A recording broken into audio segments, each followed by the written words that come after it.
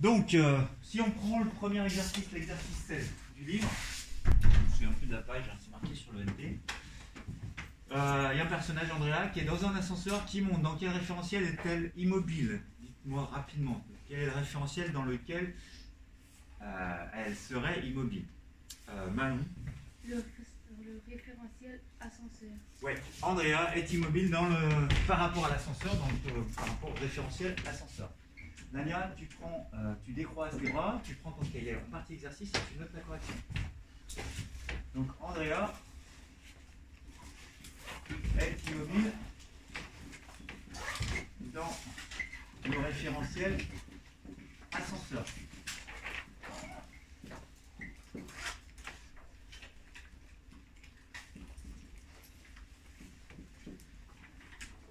Dans quel référentiel est-ce qu'elle sera en mouvement? C'est évident, par rapport à la Terre, le terrestre.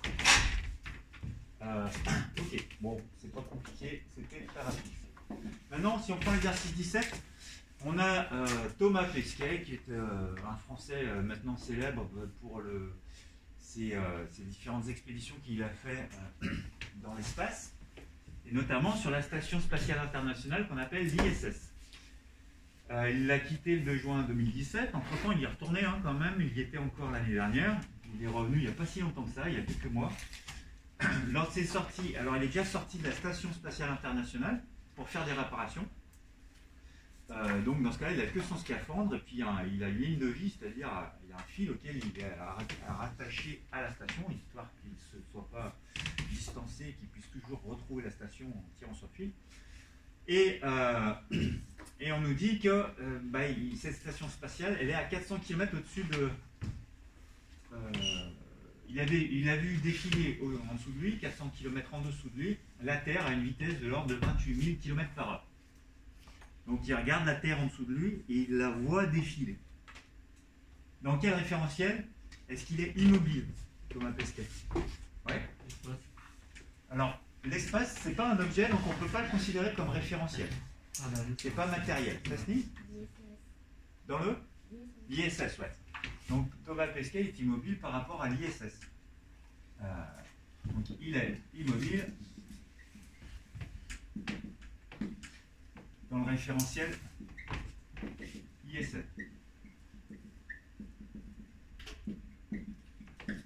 En admettant qu'il ne bouge pas par rapport à la station. Quel est le mouvement du spatianaute pour un observateur situé à la surface de la Terre? Quelqu'un qui sera à la Terre et qui arrive à voir le satellite, c'est Thomas Pesquet, qu'est-ce qu'il le voit faire comme mouvement? Ouais. Alors, imaginons-nous sur la Terre. Ici, je suis là, je suis un observateur sur la Terre. Je regarde dans le ciel. Il y a la Station Spatiale Internationale. Alors, je sais que c'est un peu ridicule comme dessin, mais Thomas Pesquet, lui, il est ici. D'après vous, pour moi, il va décrire quoi comme mouvement? Il ne va pas être en mouvement rectiligne.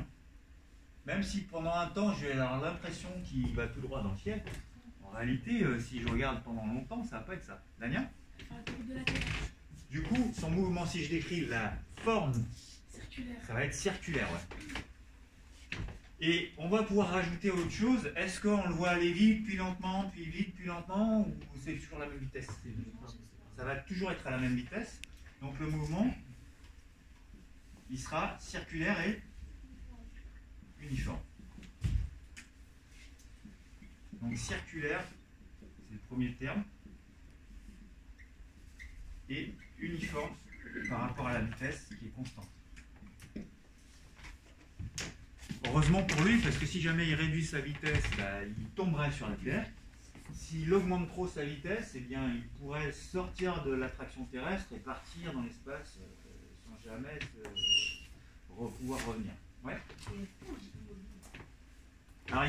Alors ça, c'est son mouvement qui est circulaire uniforme par rapport à quel référentiel? Non, parce que là, on nous dit pour un observateur terrestre, donc c'est dans le référentiel terrestre. Donc il est immobile dans le référentiel ISS, mais il est en mouvement dans le référentiel terrestre. Ça répond à ta question?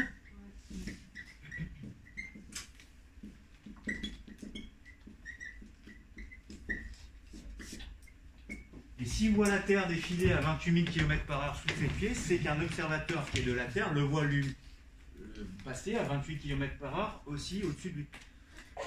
Vous imaginez quand vous êtes dans le train et que vous avancez, je sais pas, à 100 km/h, vous pouvez imaginer que c'est en fait à côté de vous que ça avance à 100 km/h, que c'est la Terre qui avance et vous, vous êtes immobile. Ou alors un observateur extérieur va dire c'est le train qui avance à 100 km/h par rapport à la Terre. Le mouvement il est relatif par rapport à l'objet, par rapport auquel je considère l'objet. Bon, on fait rapidement le 20. On s'intéresse cette fois-ci à un mouvement d'une roue de voiture qui se déplace sur une route plane. Donc, j'ai une roue de voiture et puis ça va se déplacer comme ça sur la route. J'ai juste la roue, je sais qu'elle va avancer globalement, peut-être à un moment donné, elle sera là plus tard. Et je prends son sens, souvent ça sera utile. Quel point de la roue a le mouvement le plus simple à étudier? Soumia. Alors, ce qui correspond à quoi pour la roue? Le centre. Hein. Donc le centre de la roue, c'est bien, tu as raison, hein, c'est le centre d'inertie. Bon, on va faire plus simple. Hein. C'est le centre de la roue qui a le mouvement le plus simple. Il sera rectiligne si la route est plate. Après, on verra si c'est uniforme ou pas, parce qu'on ne parle pas de la vitesse de la voiture. Ça peut être accéléré, ralenti ou uniforme. Le mouvement sera-t-il le même si on choisit un autre point pour modéliser le mouvement? Donc là, voilà, ce que va faire ce centre-là, il va faire ça. Hein. Ça, c'est sa trajectoire. Si je prends un autre point, est-ce que ça va être le même mouvement? Ça sera différent, par exemple, le pneu, ça va être circulaire. Ouais. Alors, ça va pas être circulaire. Hein? Par rapport à quel référentiel d'abord? Par rapport à la Terre. Par rapport à la Terre, ça va pas être circulaire. Si je prends un point comme ça va être comment par rapport à la Terre? Ou curviligne, en fait, ça va faire une espèce de, on va dire, un truc comme ça. Ça dépend de la vitesse à laquelle ça va, mais ça va faire un truc comme ça. Ça serait un point de la roue. Ah, ça va pas si haut. Ça ne doit pas dépasser la hauteur de la roue. Et ça va faire quelque chose comme ça. Donc le mouvement sera-t-il le même si on choisit un autre point? Non, le mouvement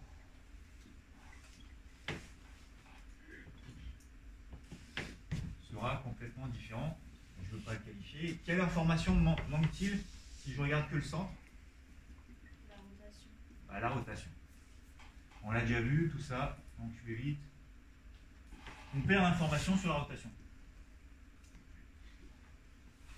Quand on regarde que le centre.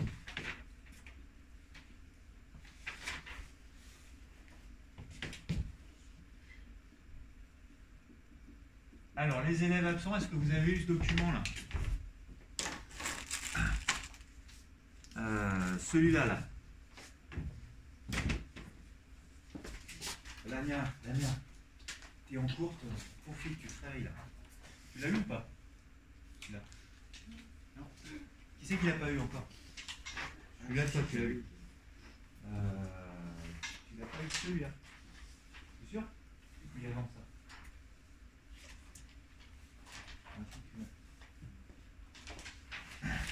Quelqu'un d'autre l'a pas eu? Ok, c'est bon. Celui-là, je vous le distribuerai dans un instant. D'abord, on va passer au quatrième exercice, puis après, on fait un peu de cours et des applications. Donc, voici. Comment on appelle ces enregistrements? Ça s'appelle comment? Ça filme toujours? Des chronophotographies, ouais. Chrono parce que c'est dans le temps et photographie, en fait, on n'a prélevé que la position du point. Moi, j'aime pas ce qu'ils font dans les manuels, ils mettent des ronds comme ça. Moi, je préfère qu'on mette des croix parce que c'est plus précis, mais on va faire avec ce qu'ils vont faire. Et on a un aperçu des trajectoires quand on regarde la répartition de ces points. Voici les trajectoires obtenues. En réalité, ce n'est pas tout à fait les trajectoires. Les trajectoires, il faudrait les relier pour les voir. Et il faut caractériser chaque trajectoire en utilisant les termes appropriés. Ça doit être très rapide. De toute façon, il n'y a que 3 termes à utiliser. C'est soit circulaire, soit curviligne, soit... Alors, circulaire, curviligne ou rectiligne. Alors, pour curviligne, on peut dire quelconque, ça me va aussi. Alors, allons-y. Le A, il est comment, Isaac? Il est rectiligne, hein, puisque les points sont alignés. On dit aussi s'ils sont constantes et. Alors, on va leur ajouter, nous, même si c'est pas demandé dedans. Hein. Les points, car les points sont alignés. Alors, je ne veux pas justifier avec une grande phrase, mais les points sont alignés. Quand on vous demande de justifier, il faut le faire. On le fera après pour la vitesse. Hein. Le B, il est comment? Rectiligne aussi pour la même raison. La trajectoire, elle est rectiligne. Le C. Alors, à voir, il faudra prendre un combat. Mais ça m'a l'air d'être une portion de cercle quand même. Hein. Donc, c'est circulaire. Ah, mais ça veut dire, même quand on va faire un rond complet, il va... Ouais. Alors, on va le justifier en disant que les points forment une portion de cercle. Ou un arc de cercle. Ça va être pareil pour la dette. Pas tout à fait. On va en parler. Un arc de cercle. Un cercle complet ou un arc de cercle, ça suffit. Parce qu'on peut très bien imaginer que le mouvement va continuer et que ça va peut faire un truc complet. Mais même si ça s'arrête, ça a été circulaire pendant cet enregistrement-là. Et le dernier, il n'est pas tout à fait circulaire. Donc on va dire curviligne. Si vous prenez un compas, normalement un cercle, ça va donner quelque chose qui sera plus comme ça, un cercle. Et là, on voit que ça donne une forme plus élargie. En fait, on appelle ça parabolique. La trajectoire et pas circulaire. Donc on va dire que c'est curviligne ou quelconque. Parce que c'est pas aligné, c'est pas en forme de cercle. Maintenant, si je devais, c'est pas poser la question, mais si je devais qualifier la vitesse, parce qu'on va en parler dans le cours, hein, qu'est-ce que je peux dire de l'évolution de la vitesse ici? C'est bien? Elle est uniforme ici. Alors je vais écrire dessus, on verra après. Uniforme parce que ouais, l'écart entre les points, c'est toujours le même. Hein. Donc, ça veut dire que ça a toujours avec la même vitesse. Il faut savoir que les points sont prélevés à l'intervalle de temps régulier. Donc, si ça fait la même distance pendant le même temps, c'est que c'est à la même vitesse. Ici, qu'est-ce qu'on peut dire en imaginant qu'il est orienté comme ça, le mouvement? Ouais. Alors, il est ralenti, ouais. Même si c'est contre-intuitif, il est ralenti ici. Parce que l'écart, il diminue. Ici, c'est uniforme, l'écart est toujours le même. On en parlera. Et lui, alors si j'imagine que le mouvement, parce que ici c'est pas bien précis, mais imaginons qu'il soit dans ce sens-là, ça commence par faire quoi? C'est ralenti sur cette partie, parce que l'écart il diminue, et là, accéléré. Bon, la question n'était pas posée, on en profite, je la fais comme ça oralement, parce que c'est obligé que quand vous poserez des questions comme ça, je vous demanderai quelle est la nature du mouvement de façon générale. Il faudra parler de la trajectoire d'abord, et ensuite de l'évolution de la vitesse. Donc il faudra utiliser ces trois termes-là aussi. Allez, vous prenez votre cahier en partie court, on va avancer un peu, puis on va voir des cas pratiques, on va mesurer des vitesses. On en était, je crois, on devait en être là. Me semble-t-il, je vais vérifier. Alors, avance un petit peu dans le cours, on avait noté du cours. Voilà. Le référentiel le plus courant est le référentiel terrestre. On s'était arrêté là. On passe au grand 2.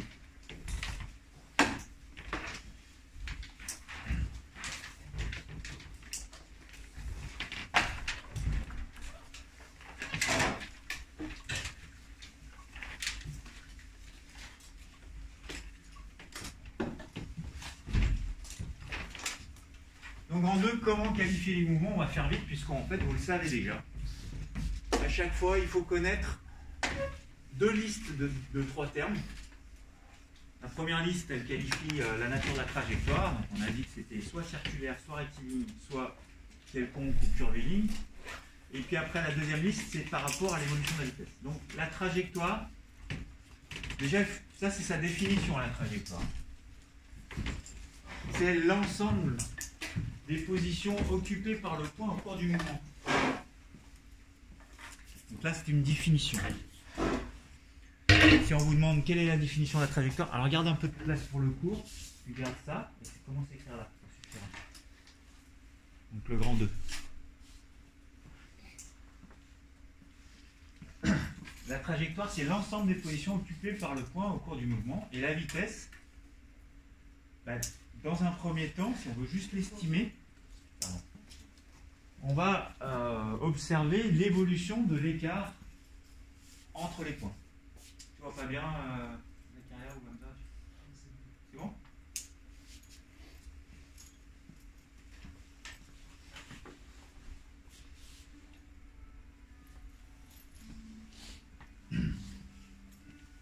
Est-ce que si j'ai fait comme ça, vous voyez mieux là?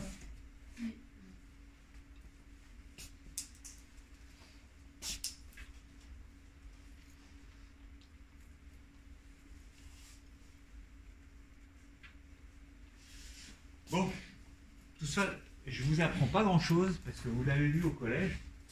Là, progressivement, on va commencer à calculer des vitesses et là, c'est des choses que vous n'avez pas vues au collège.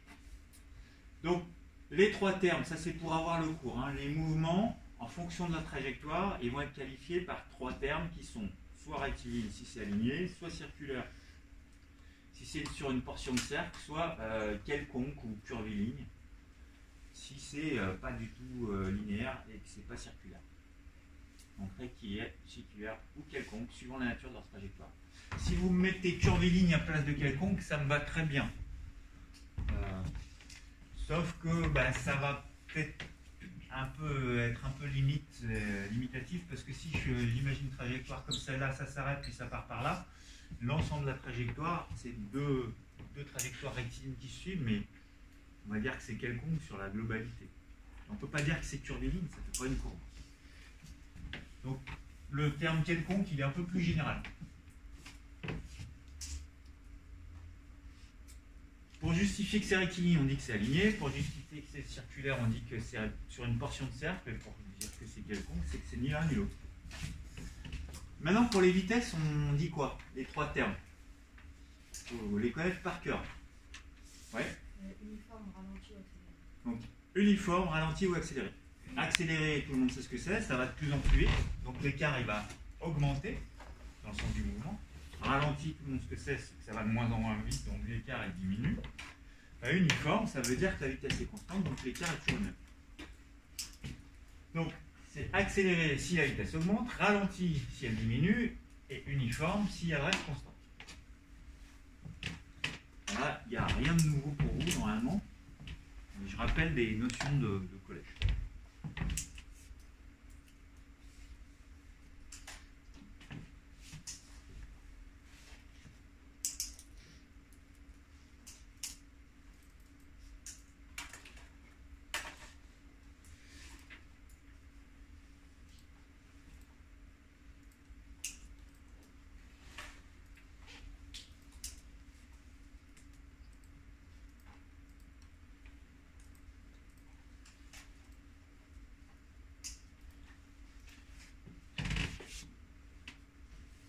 Bon, maintenant on commence à parler de vitesse un petit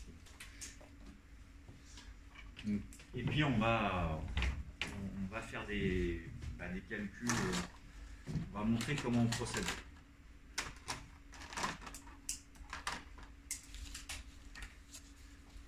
D'abord, il faut distinguer deux types de vitesses.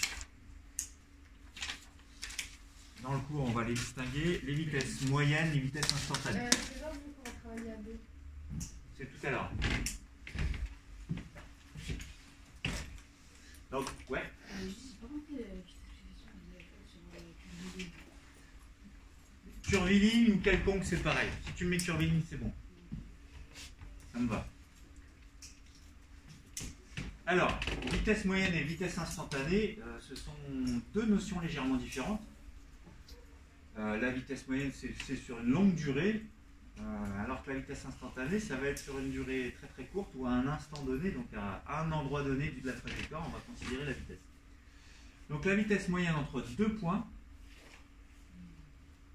elle va se calculer avec une relation, puis on va faire un cas pratique tout de suite. Alors on va utiliser des termes qu'on a déjà utilisés, et donnés par le rapport entre la distance parcourue qu'on a de petits dés, souvent,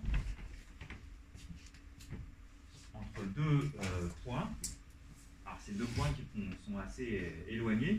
Et la durée delta t nécessaire pour parcourir cette distance, donc la durée totale. Ouais. Est-ce que vous pouvez ralentir un petit peu s'il vous plaît? Ouais. Vous n'avez pas le temps d'écrire là.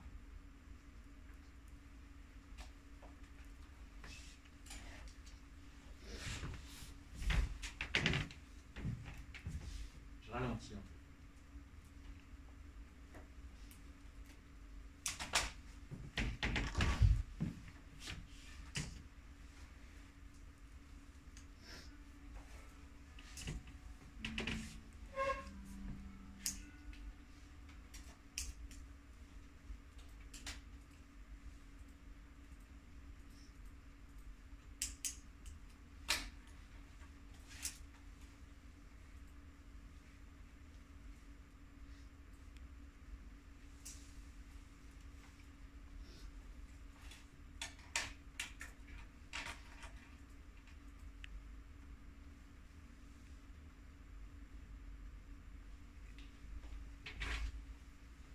Tout le monde en est au grand 3? Non. T'en es encore là? Un peu en haut. T'as noté ça? Ah, ça, c'était d'avant. Mais je suis en bas là. Alors, Regarde vas-y. entre les points. Ici, là, les 40.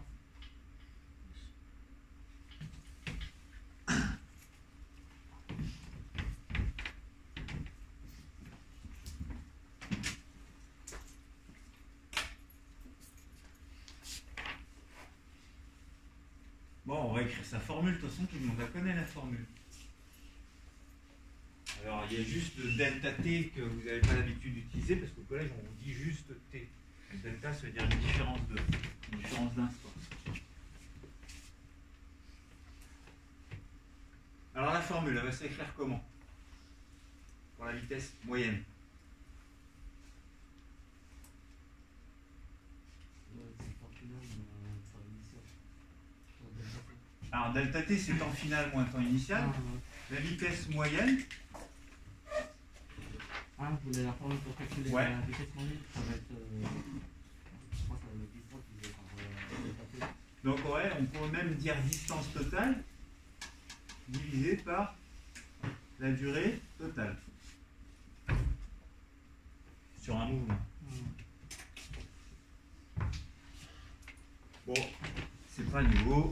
Vous aviez dit d sur t, moi je mets quelques précisions pour dire que ça c'est la vitesse moyenne, parce que c'est une distance sur tout un mouvement divisée par la durée de tout le mouvement. Quelles sont les unités qu'on va mettre là-dedans? Delta t, ça va être les secondes. Delta t, ça va être les secondes. Non, ça va être. Pour la distance, ça va être en mètres et mètres par seconde pour la vitesse. La distance en mètres. Et du coup, la vitesse, elle sera en mètres par seconde. De toute façon, on a déjà vu ça. D'ailleurs, mètres par seconde, on peut le noter aussi comment? Moins Mètres seconde moins 1. Alors, on va prendre un cas que vous connaissez peut-être tous. On travaillera dessus demain. Puisqu'on parle de vitesse, on va prendre un être humain, l'être humain le plus rapide au monde, je crois. Pas sûr, en tout cas sur 100 mètres, c'est sûr. Comment il s'appelle? Usain Bolt. Est-ce que vous connaissez son record? C'est bon. Alors on va prendre un athlète de très très haut niveau. Pour faire simple, ces athlètes, ils font quelle distance? Ils parcourent quelle distance? Usain Bolt, c'est sur quelle distance qu'il a battu le record? Sur 100 mètres. Donc on va faire un petit exemple. La vitesse, on va chercher à calculer la vitesse moyenne d'un coureur de 100 mètres.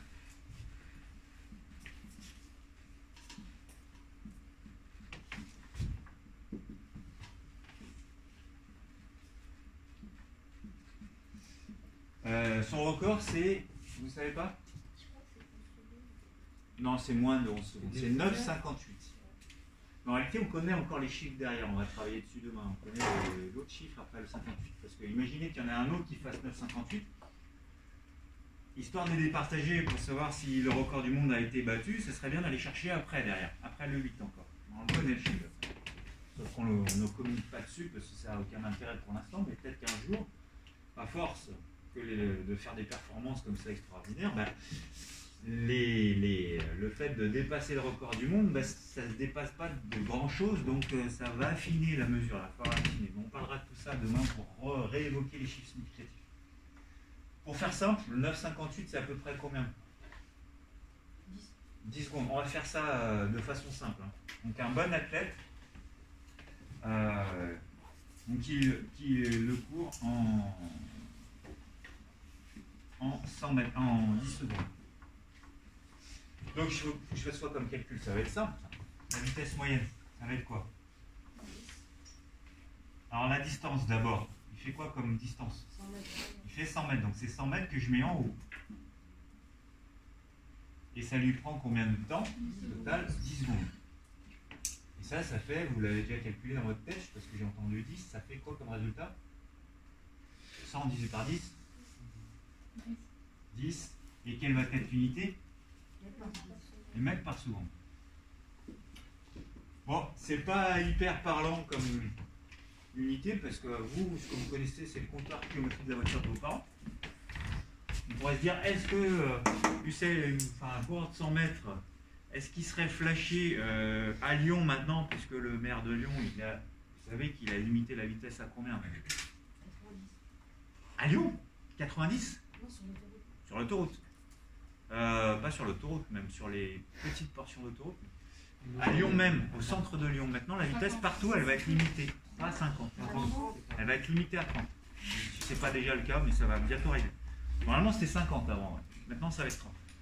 Alors, on va se poser la question si ce Usain Bolt là, ou un athlète de 100 mètres, est-ce qu'il serait flashé en plein milieu de Lyon? Qu'est-ce qu'il faut que je fasse pour ça?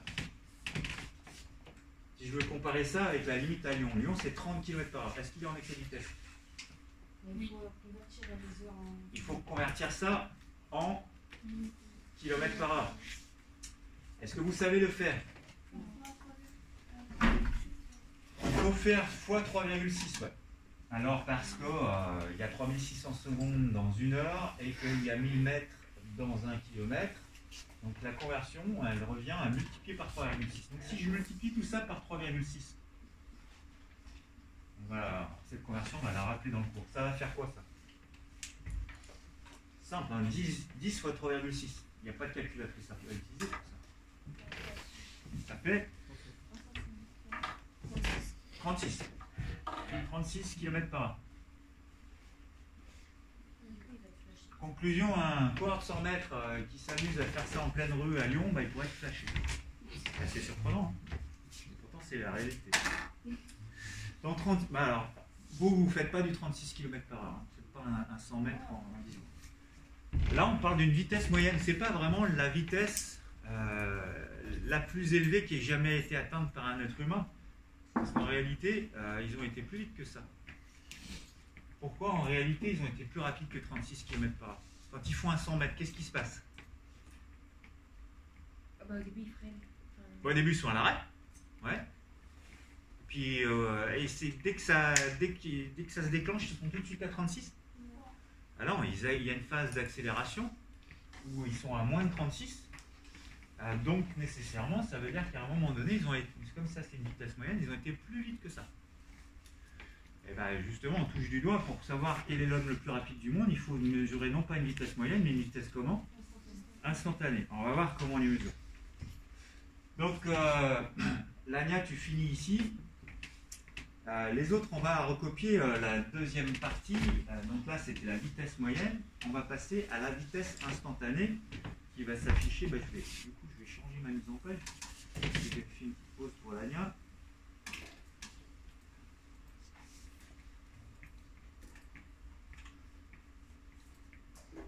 Bon, de toute façon, tout ça, vous l'avez déjà noté. Ok. Donc, on passe à la deuxième partie. On va s'afficher maintenant. Je vais mettre les commandes.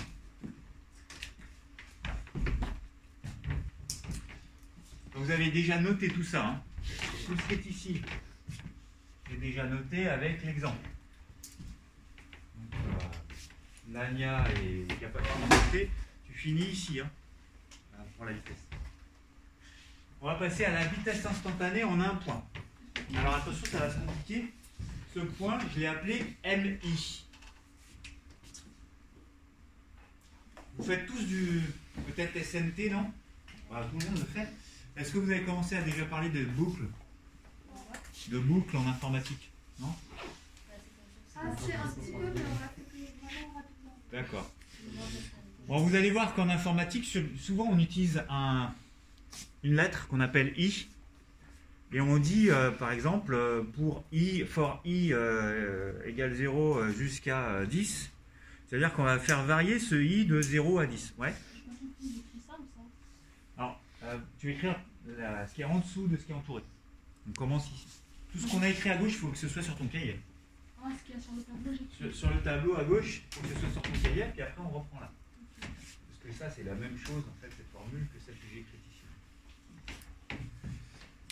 Donc I, en fait, c'est souvent une lettre utilisée pour dire qu'on va mettre une valeur entière dans I. Ça va être 0, 1, 2, 3, 4, ça peut être n'importe quoi I. Donc quand on dit qu'on va chercher la vitesse instantanée en un point qu'on appelle MI, c'est que I, ça peut prendre n'importe quelle valeur. Ça peut être M1, M2, M3, M4, tout ce qu'on veut.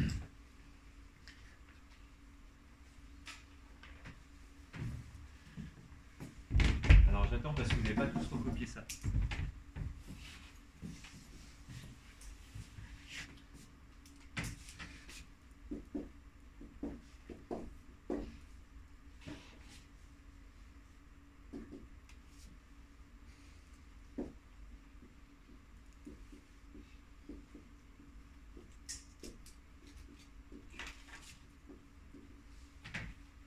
Je mets un exemple de différents points, vous n'allez pas les recopier vous. Hein.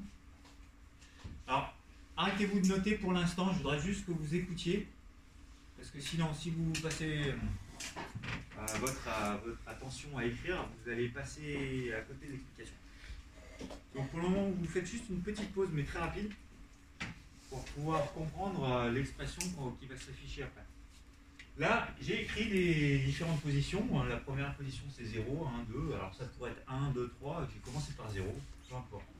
Je pourrais m'intéresser... Où est-ce que la vitesse va être la plus forte là-dedans, sur ce mouvement? La plus grande? En M5. Parce qu'on voit que l'écart est de plus en plus grand. Et en M0, elle sera moins grande. On pourrait se dire, bah tiens, si je m'intéresse à la vitesse en un point donné, par exemple au point 2, bah, il va falloir que je trouve une distance la plus proche de ce point-là et un temps assez court pour avoir la vitesse en ce point. Donc, je ne peux pas calculer sur toute la trajectoire, sinon je vais avoir une vitesse moyenne. Donc ce point-là, MI, ici, dans ce cas de figure, si je choisis la valeur de I comme étant le numéro 2, c'est que je cherche la vitesse au point 2. Donc si je cherche la vitesse au point 2, je vous l'explique ici, puis après on reverra la formule, je vais chercher une distance à mesurer pas loin du point 2. Qu'est-ce que je pourrais mesurer comme distance pas loin du point 2? Entre quel point et quel point? Entre M0 et M2, c'est déjà, ça va être la vitesse moyenne entre le point de départ et ce point-là. Entre M1 et M3. Alors, soit entre M1 et M3, mais en seconde maintenant, ce qu'on dit, c'est qu'on va mesurer ça entre M2 et M3. Entre ce point-là et celui juste après. Du coup, je vais, pour dire que je mesure l'écart entre ce point M2 et le point d'après, je vais dire que je vais mesurer la distance de M2 à M3. Et puis je vais diviser par le temps qui s'écoule. Ici, le temps qui s'écoule, ça va la durée de delta t, ça va être la durée entre deux images. C'est le temps d'une photo, de là à là. Bon, bah ça va être la vitesse au point 2. Si maintenant je vous demande la vitesse au point 4, par exemple, vous allez me dire quoi? On va de M4 à M5 et on divise par une durée qui est la durée entre deux images. Si je demande M5, V5,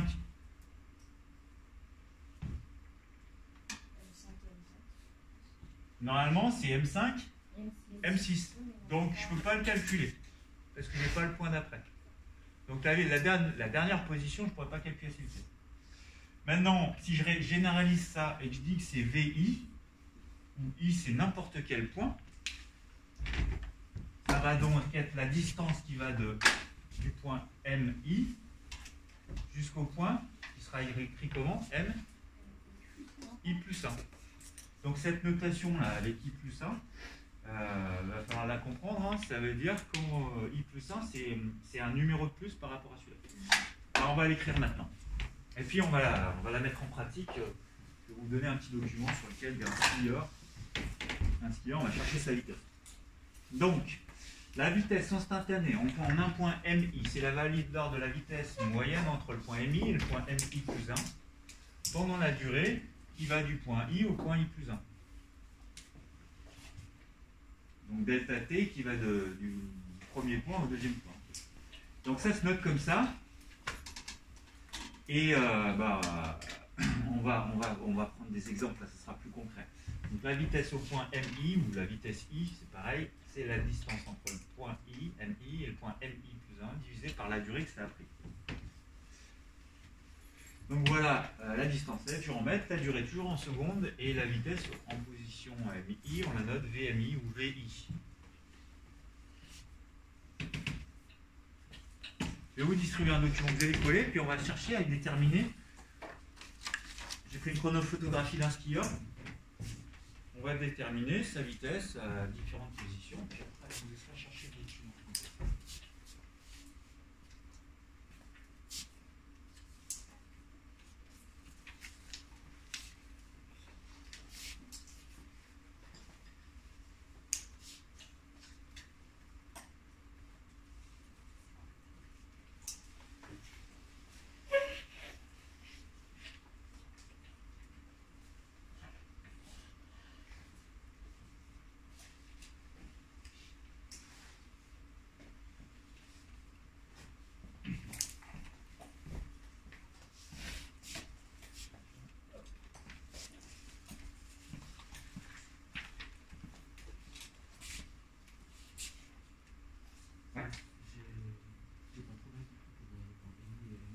Tu vas voir, ça va. Il n'y a pas besoin de retenir la formule par cœur. Ce qu'il faut, c'est savoir concrètement comment on fait, puis tu vas comprendre avec ce document. T'inquiète. Oui, on le colle après, puis on va chercher la vitesse du skieur à différents points.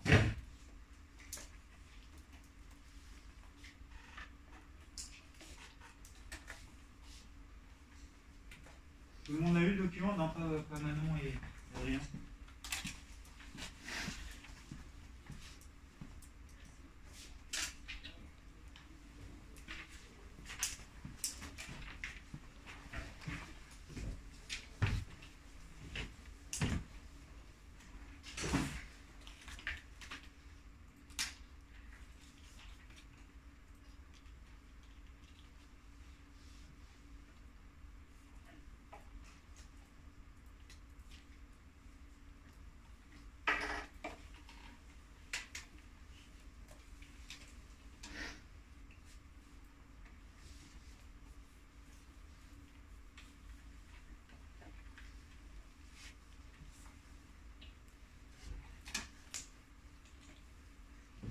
Ça va baisser un tout petit peu.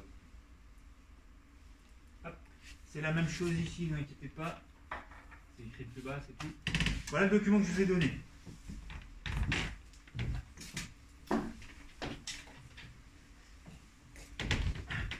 On va se proposer dans ce cas de figure d'essayer de déterminer la vitesse du skieur. Qu'est-ce qu'on peut dire de son mouvement déjà quand on vous pose la question? Il est comment son mouvement, Damien?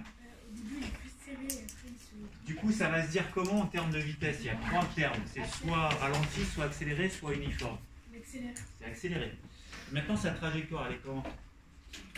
Rectiligne. Elle est rectiligne. Donc ça, c'est un mouvement rectiligne accéléré. Bon, pas de souci. Maintenant, si je veux ça signifie que les vitesses vers ici, elles seront comment par rapport à celles du début du mouvement? Plus rapide. Elles seront plus rapides. On va les chercher. Vous pouvez repasser. Ça, c'est le point M1. On ne voit pas bien les numéros. Ici, on est au point M8. On peut peut-être s'intéresser, je ne sais pas, au point... allez, on va s'intéresser au point M3. D'accord? Donc, sur le document, on va chercher à déterminer la vitesse au point M3.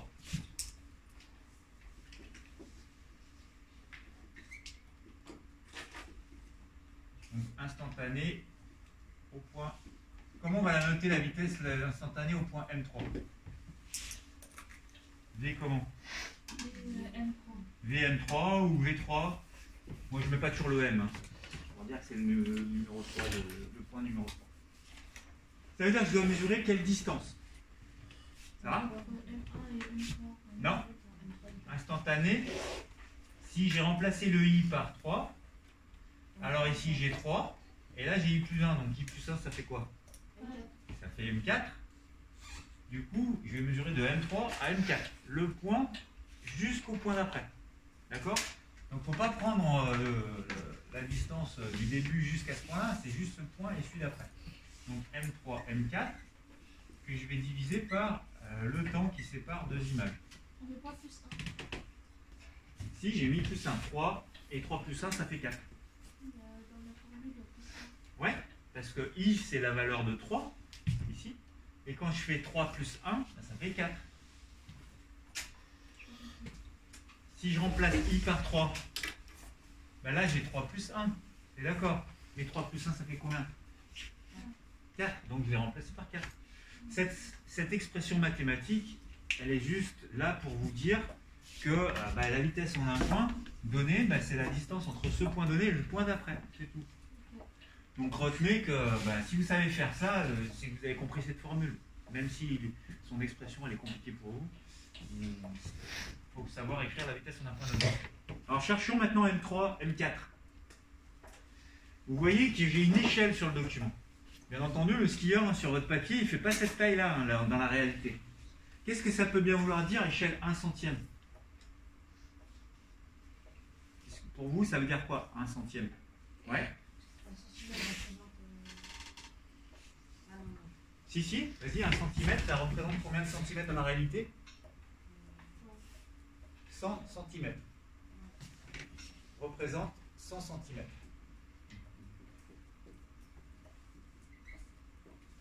Réel. C'est-à-dire, ça fait combien ça, 100 centimètres? Ça fait 1 mètre.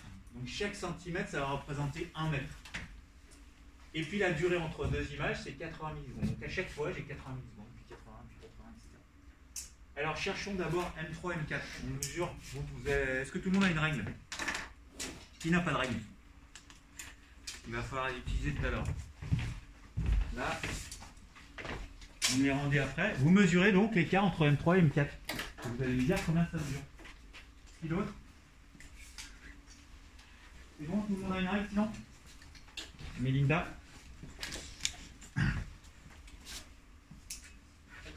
Alors, mesurer de M3 et M4, vous trouvez combien? De centimètres? Environ.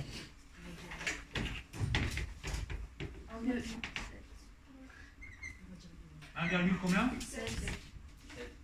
Tout le monde est d'accord? On peut arrondir à 2. Ah non, il faut regarder, j'ai deux chiffres significatifs. 1,7 cm sur le schéma, ça fait combien dans la réalité? 17. Non. Ça fait 170 cm réel, mais c'est-à-dire ça va faire combien en mètres? 1,70 m. Hein.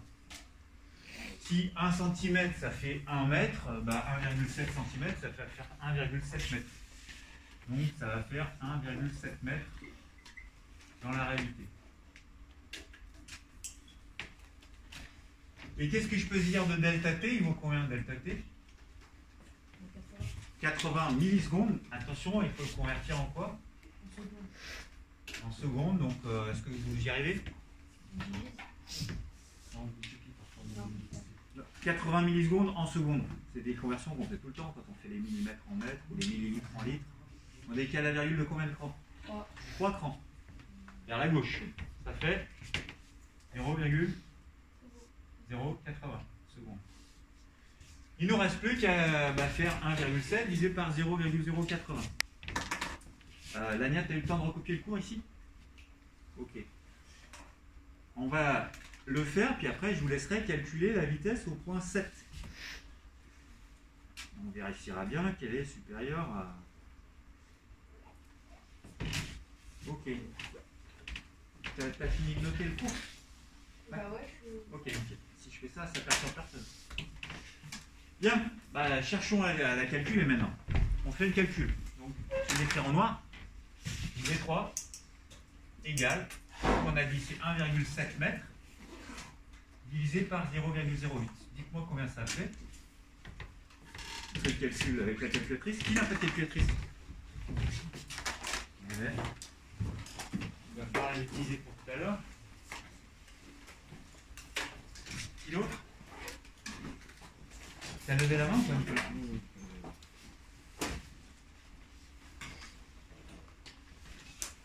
Et puis il va falloir l'avoir en kilomètres par heure, c'est bien, parce que comme on parle d'un skieur, ça peut être intéressant de savoir qu'il va très vite ou pas. Oui, t'avais levé la main. Donc, dites-moi le résultat. T'as pas la tienne? Alors on va arrondir à deux chiffres significatifs. Parce que 0,08 en fait c'est 0,080. On connaît deux chiffres significatifs en haut, deux chiffres significatifs en bas. Ça vous fait quoi comme résultat ça? 21, combien? Il y avait quoi derrière? 25? Donc 21. C'est quoi l'unité? C'est des mètres par seconde. Tiens, on va la convertir en kilomètres par heure histoire de se rendre compte s'il va vite ce skieur ou pas. Qu'est-ce qu'il faut faire? Ouais, 3,6. Alors dites-moi en kilomètres par heure, ça fait combien? 76? Allez, il y a quoi comme chiffre derrière après 76? Alors 77 du coup. Non, en fait, c'est 75. Ok, parfait, déjà arrondi. Ok. Donc ce skieur, ici, là, il va déjà vite. Hein. Bah, à vous de faire la même chose et de me calculer en M7. Donc vous faites le calcul pour V7. Je vous laisse chercher. Et puis après, je vous donne le document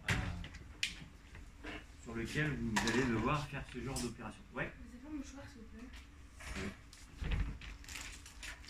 Donc calculer V7, il faut déjà mettre son expression, vous repassez par toutes ces étapes et vous allez trouver V7. Moi si tu veux. Mais par contre, je te mets toute la corbeille histoire que tu ne te trompes pas avec...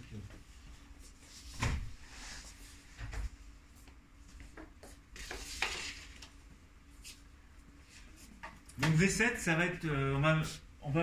j'ai pas dit V8, pourquoi j'ai pas dit V8? Parce qu'il n'y a rien après. Parce qu'il n'y en a pas d'autre après, il n'y a pas le M9, donc je ne vais pas pouvoir mesurer de 8 à 9. Donc pour le 7, je mesure de où à où?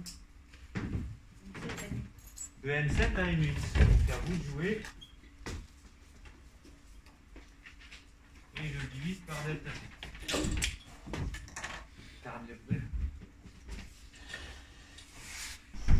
Donc à vous de mesurer M7 et M8.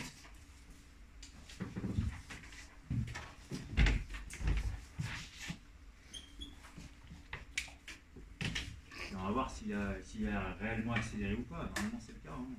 On va savoir s'il a beaucoup accéléré ou pas. Est-ce qu'il va 2 fois plus vite, 1 fois et demi, je ne sais pas trop. Donc si vous mesurez la règle M7 et M8, on trouve combien? 2,5 cm, donc ça va faire 2,5 mètres. Là je vais aller vite. Hein. 2,5 cm, tout le monde est d'accord? Alors, je vais mesurer parce que moi je n'ai pas vérifié. 2,4. Alors tiens, on va faire. Du coup, on va faire. On est d'accord qu'on va d'une croix à une autre, hein? On va pas du. Moi j'ai 2, ouais, c'est entre 2,3 et 2,4, c'est vrai. Pas 2,5 en tout cas. Allez, on va prendre 2,3. Ça me semble un peu plus proche de 2,3 centimètres, mais on se rend compte quand on le convertit, ça fait directement des mètres. Et je divise par 0,080 secondes. Ça me fait quoi ça? 30 mètres par seconde. Ça fait 30? Non, En fait, j'ai fait avec 2,4. Ah, ça fait 29? Et du coup en kilomètres par heure? monsieur, comment on a su c'était éclaté? Marquez là. Durée entre deux images. Elle est donnée dans l'énoncé à chaque fois. Parfois, on peut vous dire on a pris 25 images par seconde, on peut connaître la durée entre deux images. Si on sait qu'une seconde, il y a 25 images, on peut savoir pour une image. Ça fait combien en kilomètres par heure? 104. Donc là, vous avez une situation où il y a un skieur qui va très très vite. Hein. On est d'accord. Bien, ok. Et bien, vous allez devoir faire la même chose ici Ceux qui ne l'ont pas, vous allez lever la main que vous le donnez. On va avoir 3 situations et 2 qui sont exploitables parce qu'elles sont rectilignes. Une balle de golf qui est prise au-dessus. On avait déjà calculé sa vitesse moyenne. Et ensuite une pierre de curling. Donc vous avez une grosse demi-heure pour chercher et y aller jusqu'au grand 3. Après, je les ramasse pour certains d'entre vous. Je ferai un tirage au sort. Toi, tu l'as pas eu, hein, celui-là. Donc cette fiche-là que j'ai donnée à beaucoup d'entre vous, si vous ne l'avez pas, ceux qui n'étaient pas là, regardez bien. Ah ouais, mais je fais pas tout en double. C'est pas grave. Je vais la coller, je ramasserai le cahier si je te tire au sort. Qui ne l'a pas sous les yeux là? Donc on en est à la partie petit A qu'on avait déjà fait. Vous allez faire le petit B et on voit droite. On peut se mettre par deux. Ouais, vous allez pouvoir vous mettre par deux. Donc profitez-en, regroupez-vous par deux pour travailler, il n'y a pas de souci. Donc vous avez une demi-heure. Pour aller jusqu'au grand 3, normalement c'est largement suffisant. Ceux qui ont déjà commencé le grand 3, ils auront des bonus. Je vais éteindre la vidéo.